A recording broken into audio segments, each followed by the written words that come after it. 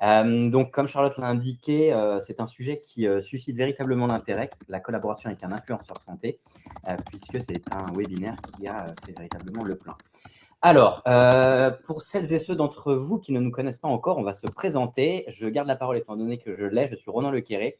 Je suis directeur associé de l'agence de communication santé Meditup et on travaille principalement pour des industriels de santé. Et donc, je suis Charlotte Lenem, je suis donc directrice et associée également de Meditup, agence qu'on a cofondée avec Ronan il y a plusieurs années maintenant. Donc, Meditup, c'est une agence qui vous accompagne sur des stratégies de communication multicanales, que ce soit de la communication promotionnelle, de la communication environnement ou des campagnes d'information à destination du grand public. Et comme vous pouvez le voir, nous travaillons pour un grand nombre d'acteurs. On a indiqué des industriels de santé, mais on travaille aussi pour des sociétés savantes, des associations de patients et des acteurs publics de santé. Alors, une fois qu'on a dit ça, on va rentrer dans le contexte. Du coup, actuellement, on peut dire qu'il y a environ 150 000 influenceurs, tous secteurs confondus. Et un autre chiffre clé, c'est que 61% des personnes qui reconnaissent être influencées par ces influenceurs. C'est pour ça qu'effectivement, on se pose tous beaucoup de questions sur ce point-là. Déjà, quelles sont les plateformes qui regroupent le plus d'influenceurs? Alors, on va commencer par Instagram qui arrive largement en tête, puis on va avoir YouTube, X, TikTok, LinkedIn, Facebook et en pleine expansion, mais qui ferme quand même la marche, on va avoir la plateforme Twitch. On peut se demander du coup dans la santé. Dans la santé, en 2025, on va référencer 1000 influenceurs. Alors, le mot influenceur est un peu galvaudé. On va parler maintenant de créateurs de contenu, puisque le côté influenceur peut avoir un côté péjoratif. Donc, on a vraiment eu une évolution du terme sur les dernières années. Et donc, on ne parle plus vraiment d'influenceurs, mais réellement de créateurs de contenu à l'heure actuelle. Alors, il y a deux types de créateurs de contenu. D'un côté, on va avoir le patient expert. Il est souvent engagé à la suite d'un parcours de soins personnels. Il partage son vécu, ses apprentissages et ses conseils pratiques. C'est un patient qui va plutôt avoir un rôle de sensibilisation, de dédramatisation, ou même qui va pouvoir parler d'observance thérapeutique, parce qu'il parle d'égal à égal. De l'autre côté, on a le soignant influenceur. Ici, c'est un professionnel de santé, un médecin, un pharmacien, kiné, diététicien, et il va pouvoir aborder tous les sujets médicaux. Il va vulgariser, expliquer, et il va pourquoi pas lever les idées reçues. Ici, il peut aussi bien parler à des patients qu'à des confrères, et il se fait vraiment un relais vers des professionnels de santé de manière générale. Alors, on va aborder désormais le contexte législatif de la création de contenu ou de l'influence en fonction du terme que nous utilisons. Alors, il faut savoir qu'il y a une loi, qui est la loi de 2023, qui vise à encadrer l'influence commerciale et à lutter contre les dérives des influenceurs sur les réseaux sociaux. Cette loi, ce qu'elle précise, c'est qu'un influenceur est une personne qui est physique ou morale, qui à titre onéreux mobilise sa notoriété auprès de son audience pour communiquer au public, donc par voie électronique, donc principalement par les réseaux sociaux, mais ça peut être aussi des prises de parole sur des sites internet, des contenus visant à faire la promotion directement ou indirectement de biens, de services ou d'une cause quelconque. Donc là, on voit bien qu'on est dans un contexte très général qui va au-delà de la santé ou des produits de santé, mais qui fixe déjà un cadre. Il faut savoir que cette loi de 2023, elle a été complétée par une ordonnance qui a été émise en 2024 et qui clarifie des points qui restaient un peu flous dans cette loi de 2023. Et notamment, ça clarifie le fait qu'il est interdit de promouvoir des actes de chirurgie esthétique qui présentent des risques pour la santé. Et il est aussi interdit de promouvoir des produits ou des méthodes non thérapeutiques et de les présenter comme tels. Donc là, on voit que déjà, on encadre un peu plus tout ce qui est la promotion en termes de santé. Alors, pourquoi travailler avec un influenceur? Il y a plusieurs bénéfices à travailler avec un influenceur ou un créateur de contenu santé. Déjà, d'une part, ça va permettre d'accroître la visibilité et la notoriété. Il faut savoir que ces influenceurs ont souvent des communautés qui sont de taille importante, avec lesquelles il y a énormément d'interactions et des communautés qui sont potentiellement aussi plus jeunes que les audiences que vous adressez usuellement avec d'autres médias publicitaires. Donc, ça va vous permettre de toucher une audience qui est au-delà de celle que vous touchez usuellement. Ça va permettre de générer de l'engagement et des discussions. Souvent, les influenceurs ont une communication qui est largement établie, qui est reconnue, qui est considérée comme pertinente par leurs audiences et qui va favoriser justement la diffusion de ces messages et qui va favoriser l'engagement et les discussions au sens où on va faire réagir les audiences qui vont prendre la parole, qui vont commenter et qui vont pouvoir créer une discussion et un débat justement autour des sujets qui auront été abordés. Ça va permettre d'instaurer une relation de confiance puisque les influenceurs, leur communauté les suivent parce que justement, ils ont confiance et qui sont reconnus comme des médias qui ont plus de légitimité que d'autres médias publicitaires et c'est ce pourquoi justement les communautés les suivent. Ça va permettre de cibler aussi efficacement des communautés spécifiques, puisque vous allez pouvoir toucher des audiences qui sont soit des audiences, par exemple, de patients, d'aidants, de professionnels de santé, puisque les audiences qui sont abonnées à un influenceur ont souvent un lien, j'allais dire un lien d'intérêt, mais je ne suis pas sûr que le terme soit le plus approprié, mais en tout cas, ont un sujet en commun et sont intéressés par les messages que diffuse cet influenceur. Ça va vous permettre de gagner du temps et d'optimiser les coûts. Alors aujourd'hui, on va pondérer, mais aujourd'hui, il est considéré que globalement, la communication via un influenceur, donc de la communication qui serait rétribuée, est souvent considérée comme moins chère que d'autres médias publicitaires. On pondère parce que ça dépend véritablement des médias sur lesquels vous vous positionnez, mais il est reconnu qu'en moyenne, c'est plus économique que d'autres médias publicitaires. Ça va vous permettre aussi de soutenir des actions de sensibilisation et de prévention, puisque des influenceurs peuvent potentiellement eux-mêmes prendre parti pour des actions de communication, de sensibilisation, d'information sur des thématiques de santé. Et quand vous êtes associé à ces influenceurs, ça permet justement de pouvoir vous associer et d'indiquer que vous êtes porteur aussi des messages de soutien sur ces campagnes d'information et de sensibilisation. Et enfin, ça va permettre de valoriser l'image de marque, tout simplement parce qu'à partir du moment où vous avez une communication qui est bien encadrée avec un influenceur, celui-ci va permettre justement de valoriser votre image de marque auprès des publics qu'il adresse et donc de pouvoir bénéficier aussi de son image à lui et donc celle-ci va retomber sur vous. Alors, on a vu quels sont les avantages, mais maintenant, comment peut-on choisir un influenceur? Alors, déjà, premièrement, il faut définir précisément l'image et les valeurs de la marque. Il faut commencer par clarifier le positionnement, les valeurs, l'identité de la marque pharmaceutique sur laquelle vous souhaitez communiquer. Cette étape, elle est essentielle pour cibler un influenceur dont l'univers et le style de communication vont être en cohérence avec votre image. Deuxième point, identifier les objectifs de la campagne. Il faut déterminer si votre objectif va être d'accroître la notoriété, de sensibiliser à une pathologie, de renforcer la confiance, d'engager une communauté spécifique, puisque le choix du type d'influenceur, micro, macro, spécialisé dans la santé, dépendra de cet objectif. Troisième point, analyser l'affinité entre l'influenceur et la marque. Il va falloir privilégier les influenceurs qui partagent déjà vos valeurs ou qui mentionnent votre marque de façon organique, car leur discours sera plus authentique et crédible. Il faut étudier le contenu qui a déjà été publié par cet influenceur, quelle est la tonalité de ses discours, les engagements publics, est-ce que le style de vie de l'influenceur correspond à votre marque, tout ça pour essayer d'éviter une dissonance entre l'image de l'entreprise et la communication qui pourrait être faite. Ensuite, examiner la communauté de l'influenceur. Il faut vérifier que la démographie de l'audience de l'influenceur correspond bien à votre cible. Est-ce que les personnes qui sont abonnées à cet influenceur ont l'âge, le sexe, les centres d'intérêt, les besoins qui correspondent à vous, votre cible de communication? Il faut également analyser le taux d'engagement. Est-ce qu'il a beaucoup de likes, beaucoup de commentaires, beaucoup de partages? C'est souvent révélateur que le nombre d'abonnés, surtout pour des sujets santé où la confiance va primer sur le reste. Il faut privilégier la qualité à la quantité. Les micro-influenceurs ou les influenceurs spécialisés dans la santé qui ont parfois une audience un petit peu plus faible ont aussi une audience qui est parfois plus engagée et qui vont être plus pertinents pour des sujets sensibles. Contrairement aux macro-influenceurs dont là, l'audience est très large, mais parfois moins ciblée. Mais encore une fois, ça va dépendre de l'objectif que vous souhaitez atteindre. Il faut également vérifier la réputation et l'éthique, analyser la réputation de l'influenceur, son historique de collaboration, et il faut s'assurer qu'il n'a pas été associé à des polémiques ou des pratiques qui pourraient être contraires à l'éthique pharmaceutique. Ensuite, il faut utiliser des outils de veille et de sélection. Utiliser des plateformes spécialisées, des analyses de mots-clés ou d'outils de veille qui permettraient de cartographier les influenceurs pertinents et ce qui permettent également d'évaluer leur adéquation avec votre marque. Alors là, on s'est dit que sûrement vous nous demanderiez des exemples. Donc, on vous a mis quelques exemples, que ce soit Influence for You, Stellar, qui, eux, vont offrir des bases de données qui sont très riches, des analyses qui vont être très détaillées sur les influenceurs, comme le taux d'engagement, leur audience, les collaborations passées, et des filtres aussi, hein, des filtres avancés qui vont vous permettre de faire des sélections très fines sur justement exactement le type d'influenceur avec lequel vous pourriez travailler.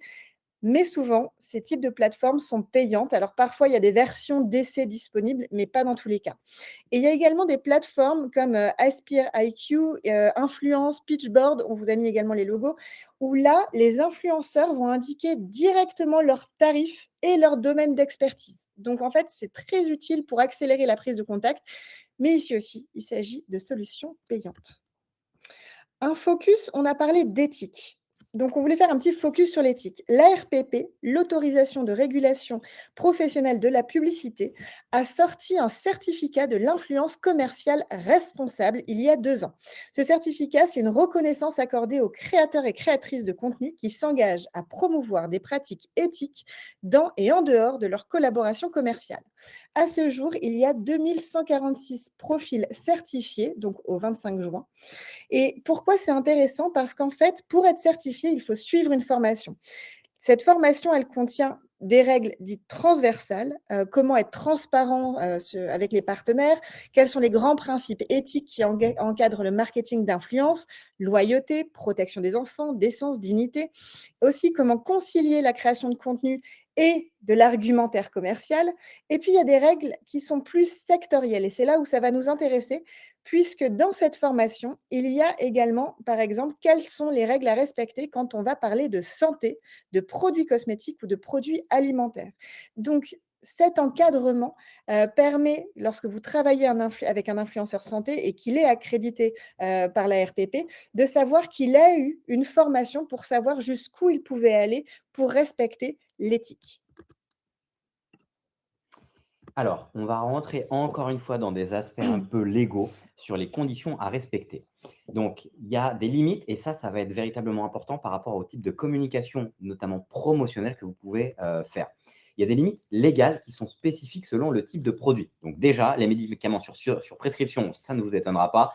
On ne peut pas faire de publicité, c'est une interdiction totale. Mais ça, on est dans la continuité du Code de santé publique, il n'y a pas de remise en question. Les médicaments sans prescription, pour le coup, oui, on va pouvoir communiquer sous condition. Alors, vous allez voir qu'on va vous présenter des datas qu'on va relativiser dans quelques minutes. Voilà. Il faudra obtenir une autorisation de l'ANSM s'il y a un risque et vous ne pouvez pas faire de recommandations personnelles ou de professionnels de santé. Alors, ça nous a un peu titillé, ce pas de recommandation personnelle ou de professionnel de santé. Globalement, vous ne pouvez pas recommander un médicament sans prescription de manière subjective et vous ne pouvez pas le faire avec un professionnel de santé. Donc, ça va être des informations sur des produits qui ne sont pas, qui sont des produits sans prescription, qui ne peuvent pas être faits par des professionnels de santé et donc par des personnes qui vont devoir avoir un discours très, très objectif. Vous ne pouvez pas faire de promotion de dispositifs médicaux remboursables, c'est une interdiction elle aussi totale. Vous pouvez faire potentiellement sous condition, donc avec une autorisation préalable de l'ANSM, de la communication sur des dispositifs médicaux non remboursables à risque.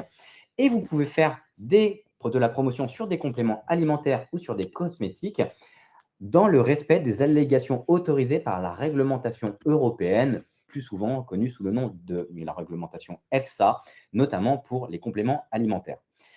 Alors ça, c'est le premier point. Pourtant, pour les médicaments sans prescription, donc on disait qu'on pouvait le faire dans une certaine mesure, mais pas par un professionnel de santé. Rémunérer un influenceur pour une promotion directe est interdit. Donc d'un seul coup, vous dites, ah, ben, on pourrait le faire, mais en fait, on ne peut pas rémunérer un influenceur. Effectivement, le Code de santé publique rappelle que tous les professionnels de santé ou des personnes connues ne peuvent pas inciter à la consommation de médicaments. Donc, c'est-à-dire qu'on ne se restreint pas exclusivement aux professionnels de santé, mais aussi les personnes connues. Et par essence, les créateurs de contenu sont a priori des personnes connues. Et si on fait vraiment un focus en plus sur les professionnels de santé reconnus comme étant influenceurs ne peuvent pas tirer profit de leur notoriété pour promouvoir des produits de santé. Cependant, ils peuvent informer sur des pratiques de soins et c'est là où on va pouvoir justement tirer une opportunité d'une collaboration avec ces professionnels de santé. On va quand même rappeler qu'aujourd'hui, l'Ordre des médecins, en mars 2023, a estimé que les missions confiées aux médecins influenceurs dans le cadre de partenariats avec l'industrie pouvaient s'avérer contraires aux dispositions du Code de déontologie. Donc, globalement, on peut communiquer sur des pratiques médicales, mais le CNOM n'est pas d'accord sur le fait que l'industrie puisse collaborer avec des médecins. Donc, on arrive un petit peu aux limites. Alors, ceci est un peu contredit par la charte qui a été édictée en janvier 2025 de ce même CNOM, qui présente les 10 principes du médecin créateur de contenu responsable et non pas responsible en anglais. Alors, vous allez voir quand même qu'on n'aborde pas les liens avec l'industrie. Petit 1, un médecin a le droit d'intervenir sur des réseaux sociaux et des plateformes en tant que médecin, mais pour diffuser du contenu pédagogique à des confrères, à des étudiants, à d'autres professionnels de santé et du contenu vulgarisé à destination du grand public. Il ne peut utiliser, alors un créateur de contenu au sens large ne peut utiliser le terme de docteur qu'à partir du moment où il en possède effectivement le titre. Il ne peut pas utiliser des moyens payants pour mieux référencer son contenu. Donc, c'est-à-dire que là, on n'est pas vraiment sur les liens commerciaux qu'il pourrait y avoir avec des industriels au sens large, mais c'est sur le fait de pouvoir utiliser des moyens de social media advertising, par exemple, ou de dispositifs commerciaux pour pouvoir améliorer son référencement ou mieux référencer ses contenus.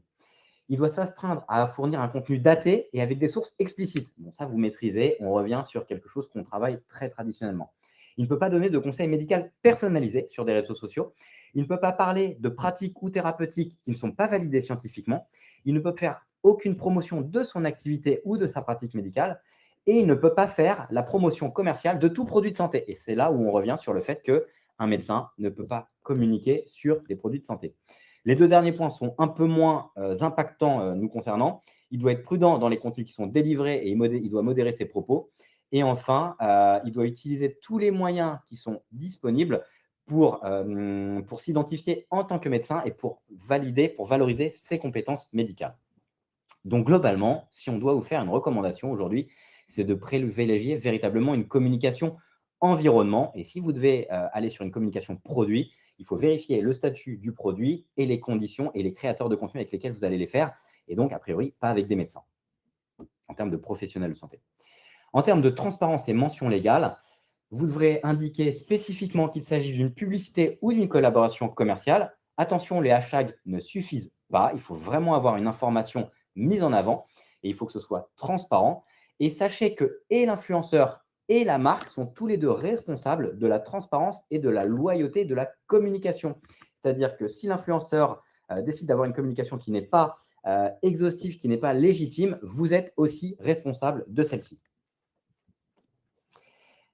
Donc, si vous contractualisez avec un professionnel de santé influenceur, vous devez respecter la législation en vigueur, réaliser une convention à soumettre à l'ordre, donc globalement sur le portail EPS, puisque le CNOM ne le permet pas, et vous devez déclarer les avantages versés auprès de la transparence. Alors, on s'est dit que ça pouvait être aussi intéressant de vous donner une idée de prix. Alors, les prix sont très variables. Le coût d'une collaboration va dépendre du profil de l'influenceur, de la taille de sa communauté, de l'engagement de sa communauté, de la nature du contenu demandé, de la durée de la campagne. Bon, vraiment de plusieurs éléments. Une story Instagram peut aller généralement de 800 à plus de 2000 € selon la campagne et l'influenceur sollicité.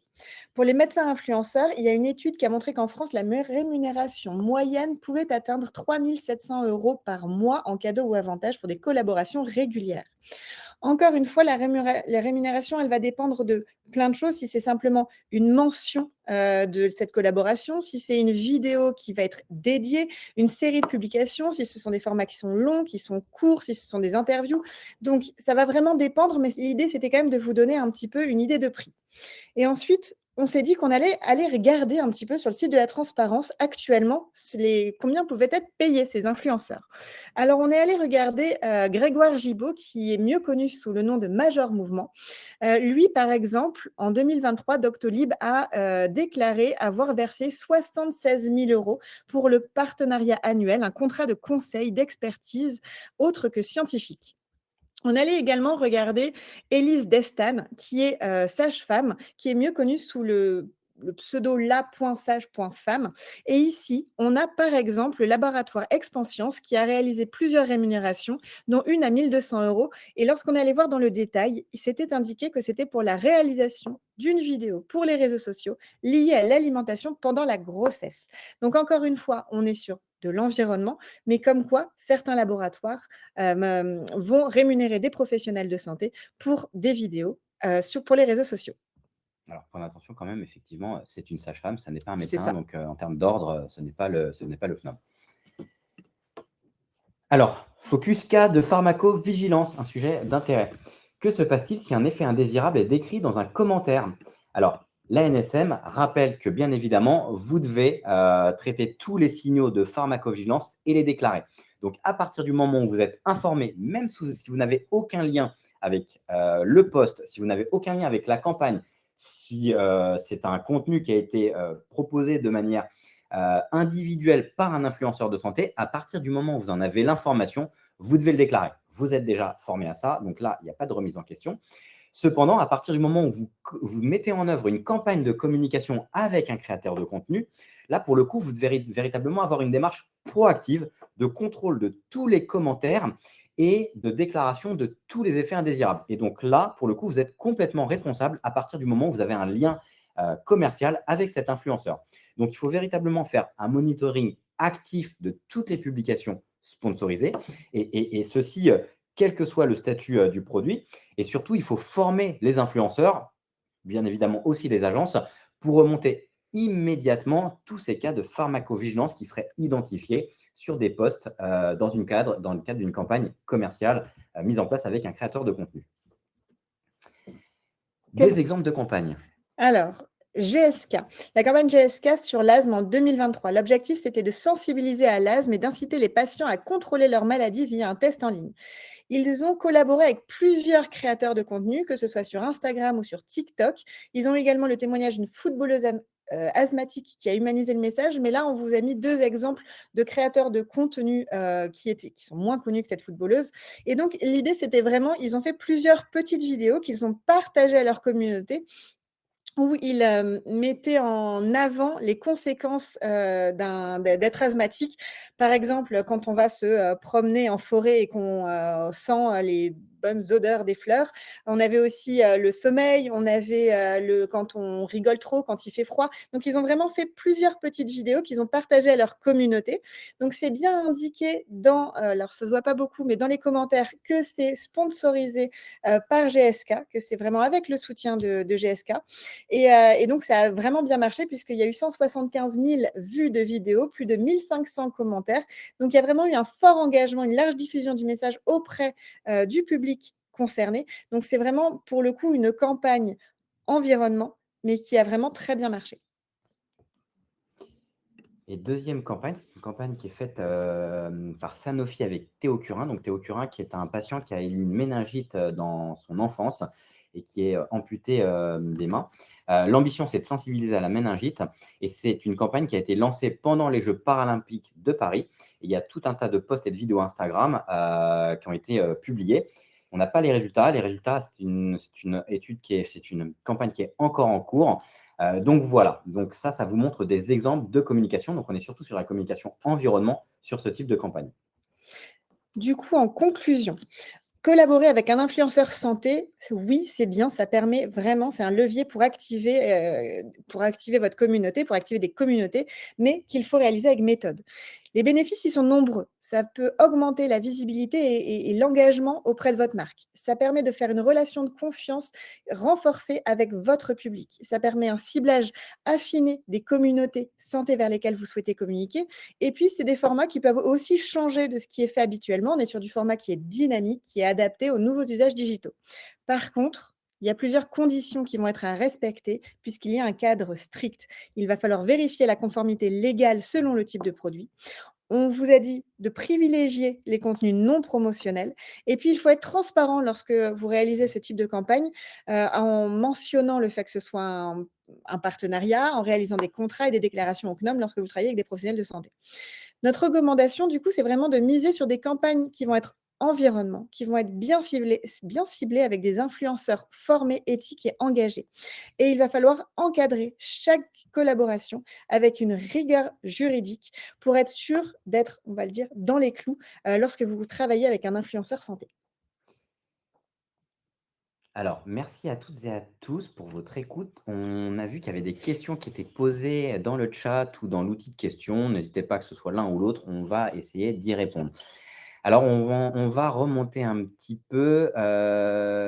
Qu'en est-il des dispositifs médicaux remboursables de classe 1A?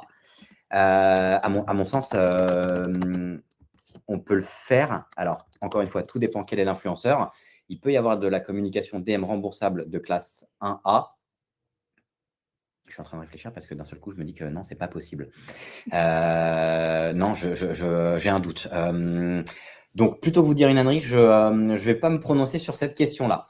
Il y a un commentaire intéressant de Alexandra qui se permet de préciser que si le CNOM le permet, ils sont simplement peu à l'aise avec le fait qu'un industriel collabore avec un médecin influenceur ainsi que leur analyse des conventions est plus longue, mais ils l'autorisent selon les modalités de collaboration. Donc, tu veux apporter une réponse, Charlotte? En fait, j'allais dire qu'on a fait évoluer notre recommandation, notre présentation même ce matin, parce que c'est vrai que c'est un vrai point de discussion. Parce qu'on voit que ça existe, on voit qu'effectivement, il y a des professionnels de santé qui créent du contenu, avec des industriels. Mais quand on lit clairement les textes, le code de déontologie ne le permet pas. Donc c'est pour ça qu'effectivement, je pense que c'est très compliqué pour eux de se positionner parce qu'il y a d'un côté le fait de c'est nouveau, ça arrive et vraiment c'est un très bon vecteur de communication parce que c'est important, quand on voit le nombre de fake news qui circulent, sur internet, on voit qu'un professionnel de santé qui donne de l'information médicale a un vrai pouvoir, voilà, il y a une voix devant lui de communication et donc il faut s'adapter à ces nouveaux usages. Maintenant, c'est pour ça que c'est compliqué pour le CNOM de se positionner parce qu'on est vraiment dans cette transition où les influenceurs santé, ça explose. Donc, c'est pour ça qu'en janvier 2025, ils ont fait cette charte qu'ils ont d'ailleurs, pour la faire, ils ont sollicité des médecins influenceurs de YouTube et d'Instagram. Donc, ils sont vraiment allés chercher à la source quels étaient ces points à mettre dans la charte. Donc, on voit qu'ils sont en train de changer. Donc, effectivement, on comprend que c'est compliqué. Maintenant, c'est pour ça que si on s'arrête strictement au code de déontologie, ils n'ont pas le droit de promouvoir de produits de santé. Non, j'adhère. Il y a une autre question dans l'onglet homonyme. Où peut-on trouver la liste des influenceurs certifiés ARPP? Et bien, sur le site de l'ARPP, directement, ils ont toute une rubrique où on peut rechercher des influenceurs et vérifier la certification. Alors, si vous avez besoin de l'URL, je vous la mettrai, mais c'est influenceur-responsable, créateur de contenu certifié. Et là, on va avoir toute la liste des personnes qui sont certifiées. Alors, on va répondre à Anne. Oui, on vous enverra la présentation, vous aurez le replay. On va répondre à la question de Séverine. Et quid d'une collaboration avec un influenceur non médecin, non professionnel de santé, qui fait des interviews de professionnels de santé pour faire une campagne de prévention santé? Est-ce qu'il y a des obligations légales au-delà de l'éthique qui est toujours valable? Là, concrètement, vous êtes dans une collaboration très traditionnelle avec un prestataire de service, j'ai envie de dire. Vous avez un contrat à mettre en œuvre, mais pour le coup, au-delà des aspects éthiques, il n'y a pas d'autre engagement. Étant donné qu'en plus, vous nous dites qu'il fait des interviews de professionnels de santé. Donc, il n'y a pas de sujet par rapport à cette personne. Non. Séverine est en train de taper. Merci.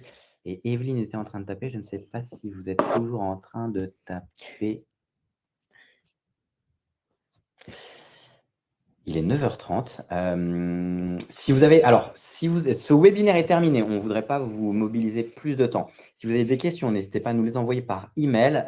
Vous avez nos coordonnées ou dans l'invitation que vous avez reçue, vous pourrez répondre à tous. Et donc, ça nous enverra un mail à Charlotte et moi.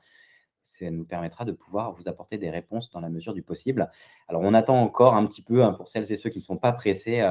Il y a des sujets qui arrivent sur le chat. Juliette, je crois qu'on vient de répondre à votre question. On peut trouver cette liste sur le site de la RPP. Voilà, Charlotte est très rapide. Elle vient de vous partager le lien à toutes et à tous, donc vous pouvez trouver ça. Merci Dominique pour votre commentaire.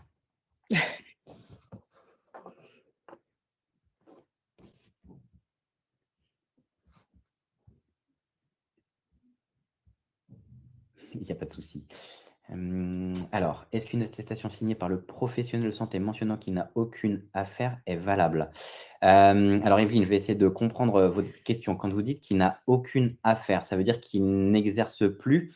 Alors, on va apporter une réponse dans ce cadre-là. À partir du moment où la personne n'est plus inscrite à l'ordre, il n'y a plus de sujet. C'est-à-dire qu'à partir du moment où il n'y a plus de sujet. Dans le cadre de la réglementation, on ne peut pas faire de la promotion d'un produit de santé, mais par contre, effectivement, à partir du moment où il n'est plus rattaché à un ordre, il n'y a plus d'obligation de faire déjà une déclaration et il va pouvoir intervenir pour pouvoir faire une campagne de communication avec vous. Merci Christophe, merci Christelle pour vos... Je ne suis pas sûre de comprendre. Moi non plus, quand vous dites les affaires, en fait, malheureusement, Non, je ne suis pas sûre de comprendre. N'hésitez pas à détailler. Oui, je suis désolé, Evelyne, on ne comprend pas sur les affaires dans la presse. En fait, quand je vois le terme d'affaires, j'ai l'impression d'être dans la magouille. N'hésitez pas, Evelyne. Eh bien, merci à tous pour votre temps. Merci, Delphine. En fait, je comprends Oui. comme vous, Rassa, je comprends affaire polémique. Alors oui, non, excusez-moi, ça y est. Peut-être que ça me permet. Non, vraiment, s'il y a une affaire polémique dans la presse, s'il y a une affaire polémique sur les réseaux sociaux, évitez, fuyez cet influenceur comme la peste. Ça ne sera pas bon pour votre image de marque, ça va susciter de la polémique avec vous aussi. Vraiment, oui, c'est cela. Vraiment, ça va créer de la polémique. Ne collaborez pas avec des personnes qui ont des affaires, voilà. Et juste une lettre ne suffit pas. C'est-à-dire qu'il faut réellement aller checker, vérifier partout dans le web, si jamais vous trouvez quelque chose. C'est ce qu'on disait dans Comment choisir l'influenceur. Il y a toute une partie où il faut aller regarder l'historique de l'influenceur pour être sûr qu'il n'y ait jamais eu d'affaire.